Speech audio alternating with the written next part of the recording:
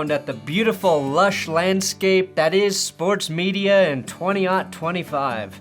It's as eclectic and as strong as ever. There's rooms for all kinds of voices, perspectives, styles. Look at me, someone who never cut his teeth at the local newspaper or went to a journalism school or traded sexual favors with someone at FS1. But God knows I'd let Kevin Wildes go wild on me. Oh, Kevin, I would. All I had was a dingy basement, an outdated camera, and a dream. But by the time I was ready to make my millions on YouTube, the path had been cleared by one brave pioneer. No, Jesus, not Pat McAfee. No, damn it, not Skip Bayless. We've covered him. In between those dry whites, there was another trailblazer. That's right, there was a man who wielded his sports takes like a machete, clearing through the brush that was legacy media, finally reaching his throne and becoming king of his holy empire that we call sports media, and I must thank him for that. And I will do that by chronicling his ascension up the media ladder. But first, Pearl Jam.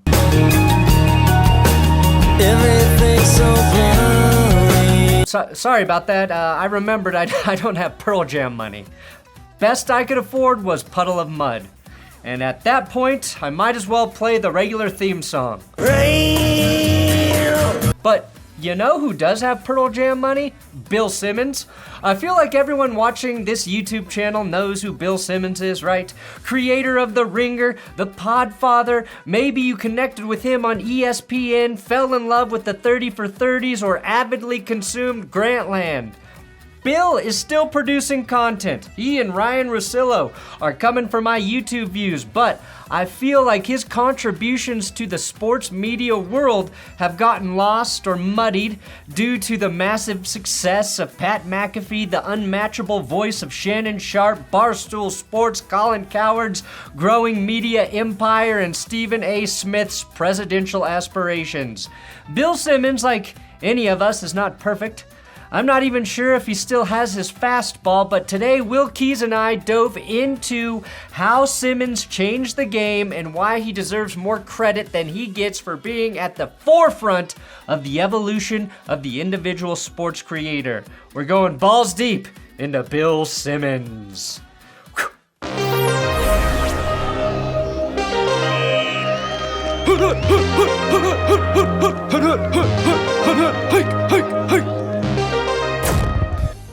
Boom. 21 more signups, I keep the mustache. You have until Monday, and it stays on my face for another week.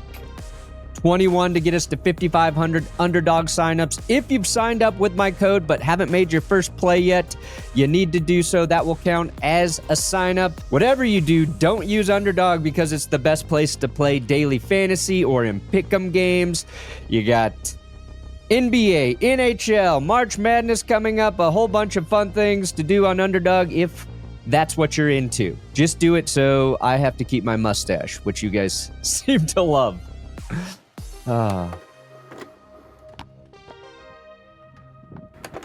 It's something of a rags to riches story for young William Simmons III, who grew up in the rough and tumble Connecticut boarding schools before matriculating to the College of the Holy Cross.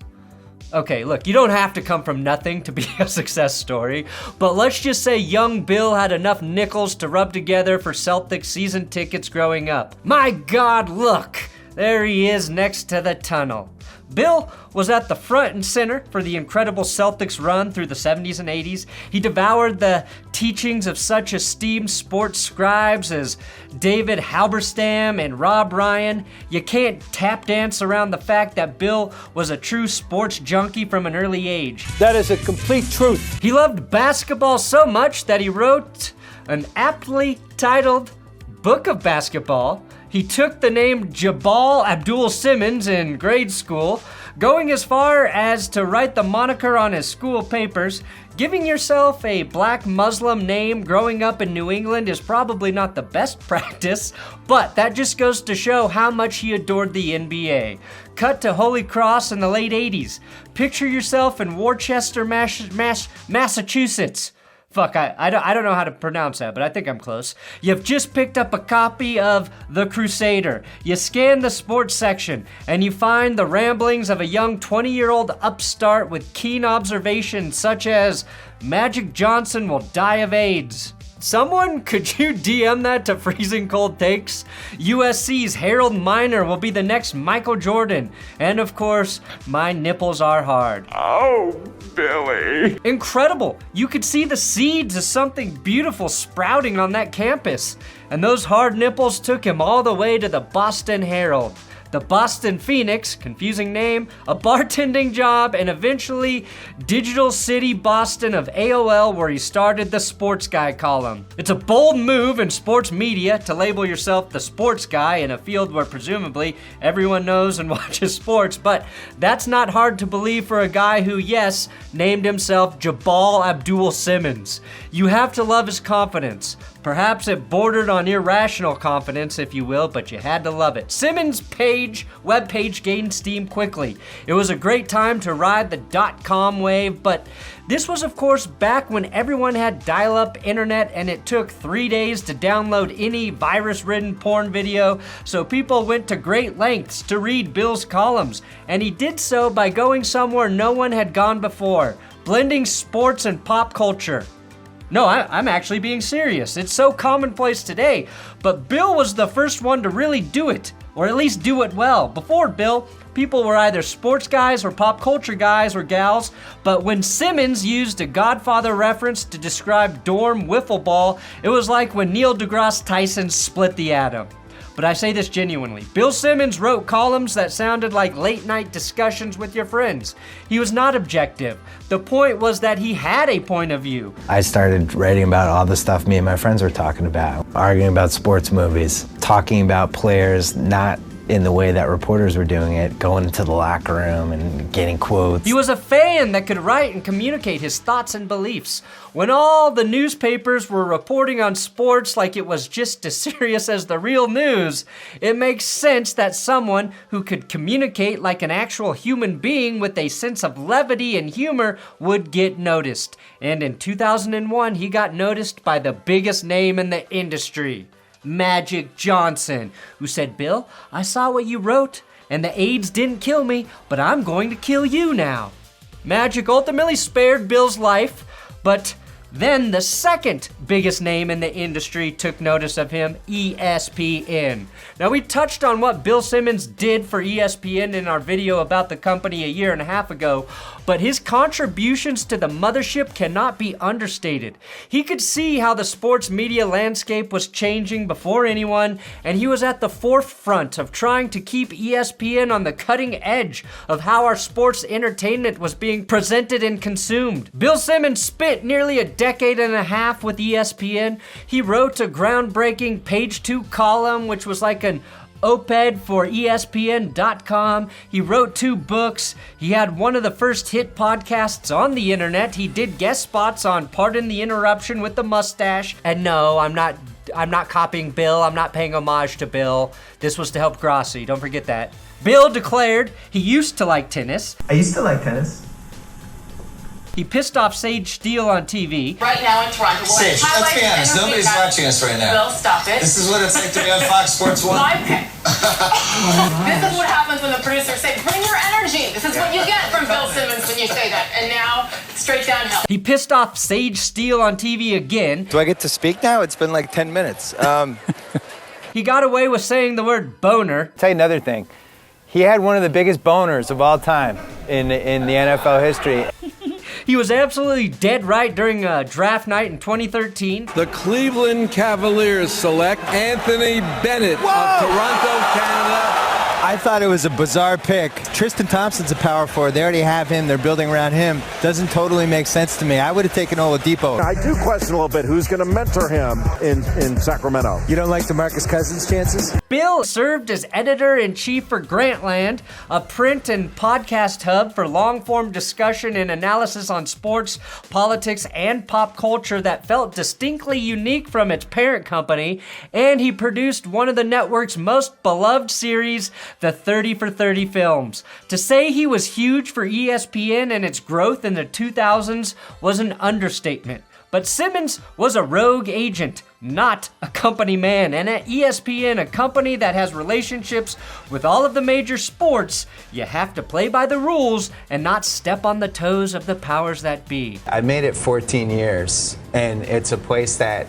people that are outspoken or creative or frustrated creative people, they're not really meant to be there for 2 decades. I look back at it and I'm amazed by all the stuff we're able to do. The first strike for Simmons, well, he loved to make fun of former Knicks GM Isaiah Thomas, who threatened him with violence. The second strike for Bill, telling his 2 million Twitter followers in 2013 that ESPN's First Take was awful and embarrassing, which of course it was, but it earned him a 2-week suspension from Twitter on behalf of ESPN. I really felt like my heart was in the right place, and I don't regret what I said. I really genuinely cared about elevating that place. I wanted us to be great. And I saw something like that where they just pitted Richard Sherman against Skip Bayless so Richard Sherman could kind of lay into him for 10 minutes. And I'm like, what is this? Is this what we want to be as a company? And now you think 10 years later, like, you know, part of it is what they want to be as a company. Then the big one. Remember that whole Ray Rice thing with the elevator? That was a big story in 2014. The NFL had initially suspended Rice for 2 games, but then the footage came out of Rice dragging his unconscious girlfriend out of the elevator after hitting her. The NFL suspended Rice indefinitely, and Bill on his ESPN podcast called Roger Goodell a liar for saying that he hadn't seen the video of Rice committing domestic violence. Yeah. Goodell, if he didn't know what was on that tape, he's a liar. I'm just saying it. He is lying. And for all these people to pretend they didn't know is such f***ing bullshit. It really is. It's such f***ing bullshit. And for him to go on that press conference and pretend otherwise, I was so insulted. The worldwide leader once again gave Bill a timeout. And this one caused some bad blood. So a year later in 2015, his contract was not renewed and Simmons effectively became a free agent. So what does the sports guy do?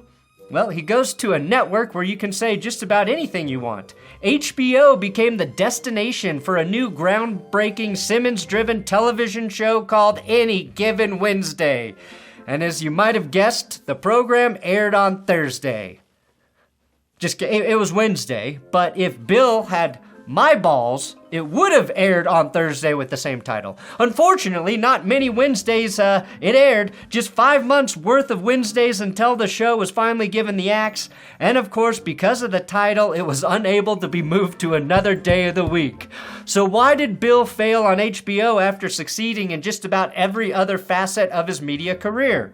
Well, starting the series off with a drunk Ben Affleck ranting about Deflategate wasn't exactly the best jumping off point. But you realize they gave him a suspension for a quarter of the regular season. Now, I don't know, maybe it's funny, lovely sex messages from his wife. Although I do respect Ben foreshadowing his performance for the Tom Brady roast on Netflix. You guys out there talking all right, behind your keyboard, that doesn't make you a fan. That makes you a Oh, brother, this guy stinks! Get him! Hang him! Or maybe it was the best jumping off point because the rest of the show just came off as boring. If the 30 for 30 is Simmons' Goodwill Hunting, this show was Reindeer Games. You watch this promo for the show and you think Bill's going to be ripping off steaming hot takes for 30 minutes a week? I believe we should ban the DH, long putters, extra points, the NIT, and pickoff throws. You really want to know what I believe? I believe that Kanye's a genius. But it just turned out to be a fairly low-energy interview show that didn't have the same juice as his podcast. So Any Given Wednesday went down the drain, but Simmons was building his next project, The Ringer. No, I'm not talking about the Johnny Knoxville movie about a regular guy competing in the Special Olympics. Also, did you know Brian Cox was in that movie? We are gonna fix the Special Olympics. Yes, Logan Roy from Succession was in The Ringer.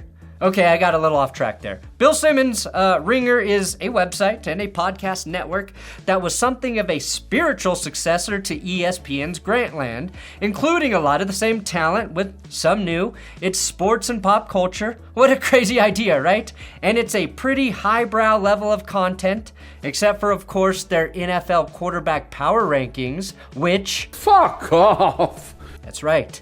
Ringer Power Rankings. fuck off. Fuck off! Compared to Barstool Sports, The Ringer entered the Wild West a bit late, but the sting of its success, in my opinion, is why ESPN ultimately went after Pat McAfee.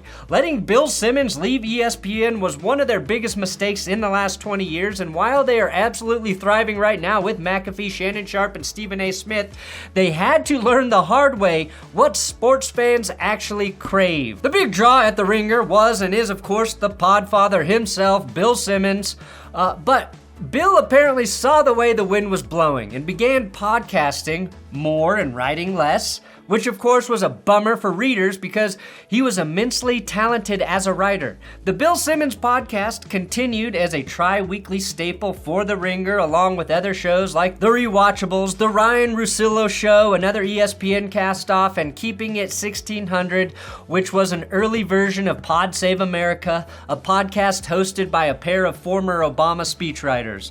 The first big news-breaking moment for The Ringer came in 2018. Ben Dietrich posted a story about 76ers GM Brian Colangelo, who was using burner accounts on Twitter to criticize players and defend himself. A month after the story broke, he resigned. And that man really loved callers. Unlike Any Given Wednesday, Jesus Christ, what a bad name for a show, Bill. The Ringer became a success. It had good talent, good commentary, and serious journalism from time to time. It felt like it was on the rise, right as people were getting tired of ESPN's shtick, which was probably a huge feather in Bill's cap. Remember how good Bill was during the 2013 NBA draft? I studied him extensively on YouTube, and I thought he looked like a Greek Paul George. Now, he was going against an 8th grade CYO team, but I was still really impressed by some of the stuff he was doing. Well, he was spot on again in 2018 with all the dumb teams passing on Luka Doncic. The best teams always have these dudes who can create shots for themselves and other people, who are perimeter guys, and then somebody takes the center first. I don't understand it. Right. You should be falling all over yourself to get Doncic. You love this for Dallas. I would trade everything on my roster and all my picks for Doncic. Now, I'm not impressed by a basketball guy being right about a draft prospect. Anybody can do that. Bo Nix. It's Bo Nix! We got a good quarterback, right, Will? We got a good quarterback? We have the best quarterback in the draft. What caught my eye was that it was a Ringer watch-along with the NBA draft back in 2018. That's ahead of the time for that type of content on sports YouTube. I think Jaren Jackson's going to be really good. I think Trae Young's going to be really good. Okay. And I think Mo Bamba's going to be working here in about 7 years. As a Celtics fan, I'm also sure Bill loves Luka playing for the Lakers now. Has he said anything about that? Probably not. The most shocking trade, I think, in the history of the NBA. On February 5th, 2020, Spotify announced it was acquiring The Ringer for upwards of $200 million, which is a lot of fucking money. Spotify, if you're watching this, just know I'll take less than that. Actually, scratch that. That's a bad negotiation tactic, isn't it? I'll take more. I'll take a lot more. Don't forget my podcast with Tom Grossi, the GPS podcast, is on Spotify. Now, nothing could take The Ringer down. Even when Bill posted the most unintentionally hilarious and poorly worded podcast title maybe ever in June of 2020, when our country was in the midst of a social reckoning. He titled it, A Truly Sad Week in America. Plus the 2005 NBA Redraftables with Ryan Russillo.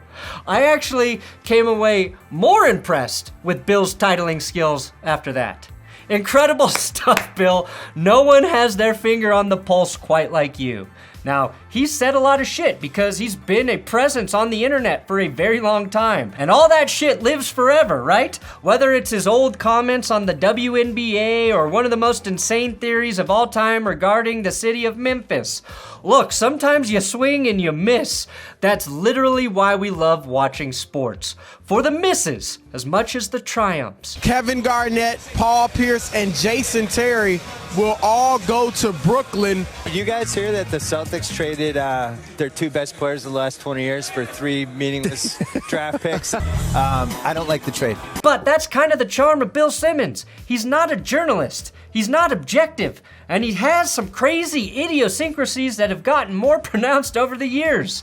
He's oddly both pompous and likable. I mean, he has a whole subreddit dedicated to the weird shit he says. And I can't tell if these people are fans of Bill or not. And that's sort of the entire Bill Simmons experience. He lives in his own world where Boston sports are the centerpiece.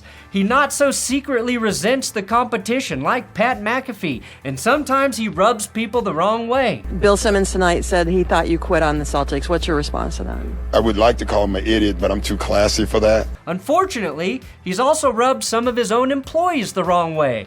Not in an FS1 kind of way, though, or in a Justin Tucker kind of way. Ringer employees unionized in 2019, and since then they've revealed some pretty shitty treatment on the part of ownership, including some of their members being paid less than interns, a lack of layoff protections, and an absence of diversity in a company where Bill gave his nephew a job as a producer and his teenage daughter a podcast. Speaking of which, my 4-year-old's NFL podcast will be dropping soon. It's called Why Football is Better with Apple Juice and Farts. Oh, you guys are gonna love it.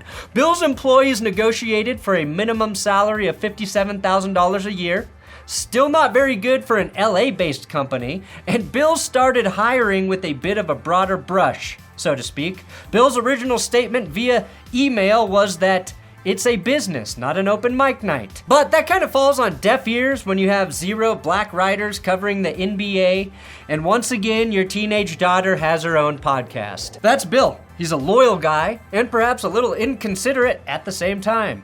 He didn't pay his new employees enough, but he still has his dad and his old friends from college on his podcast. There's some only child syndrome in Bill, and to his credit, he built this empire. He built a cult of a personality, but I'm not sure he's willing to share any of the credit. That's just an outsider's perspective, of course, but the glimpses we've gotten from the inside aren't always pretty. He's not a perfect guy. He's not a perfect boss, but holy shit is he influential. I wanted to do some $1 million picks to see who's going to win this thing. Let's start with Japan.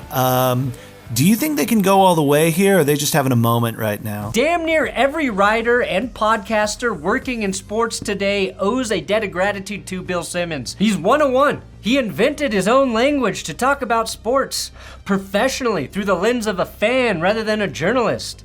I mean, that's basically what I've been doing for over a decade now, and I'm not nearly as successful as Bill Simmons, but that's what's cool. I have the opportunity to do this shit. And yes, this would all exist without Bill Simmons. There was another guy, Dave Portnoy, doing it at the same time, just in a different manner. It would have happened no matter what, but you gotta give credit to the OGs, because there's now a different way to be in sports media than going to the Big J school, working at the local paper, covering high school sports, and finally working your way to TV so you can be a talking head in a suit spewing platitudes. Both teams are really moving out there. You have to move when you're out there. Any player could tell you that. And what's more, you got to take it minute by minute. The man is a legitimate trailblazer. He just is. He's always kept his eye on the prize, and he's been ahead of the curve, whether it was getting in early on internet columns, podcasts, or gambling. I don't know what the hell he'll do next, but whenever he retires or steps down from the ringer, it'll be a truly sad day. Plus the 2005 NBA redraftables. But first, Pearl Jam. Thanks for watching That's Good Sports. Please remember to subscribe to this YouTube channel. Seriously, subscribe, because all these fuckers are on YouTube now, and it's getting harder every day.